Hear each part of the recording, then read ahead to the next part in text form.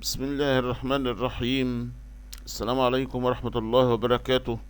من قناة السايح تشانل نعرض لكم هذا الفيديو بمناسبة فصل الشتاء، نتذكر أمراضه الشهيرة.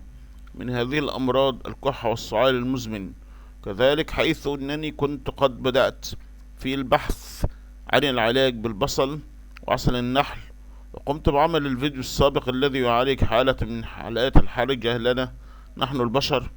واليوم بواسطة البصل وكذلك عسل النحل أعرض لكم علاج السعال المزمن، وهي وصفة بدوية عربية مجربة كثيرا في المناطق البدوية العربية في مصر. قد جربها أحد أقربائي عندما وصفتها له لعلاج الكحة المزمنة التي كانت لديه، ولاحظت طرد كميات كبيرة من البلغم المتراكمة على صدره وهدوء الكحة والسعال.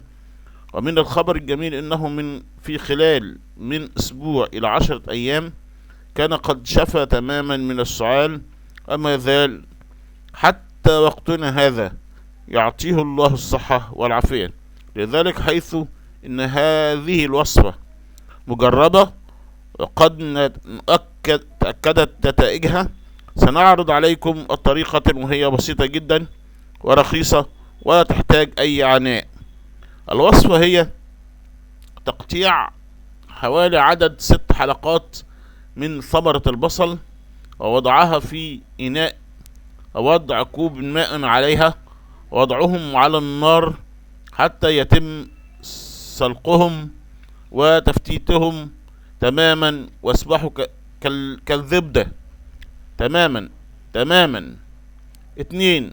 وضع 3 معالق كبيرة من عسل النحل وتقلبهم معا حتى الاندماج. 3. يؤخذ منهم معلقة كل صباح لمدة اسبوع، والنتيجة سيطرد البلغم من على الصدر وتهدئة السعال تماما. واظن انها وصفة بسيطة جدا ورخيصة.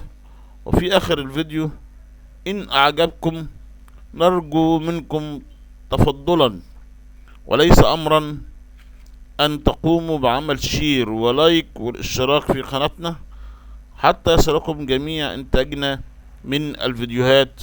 والى لقاء اخر، والسلام عليكم ورحمة الله وبركاته، مع تحياتنا.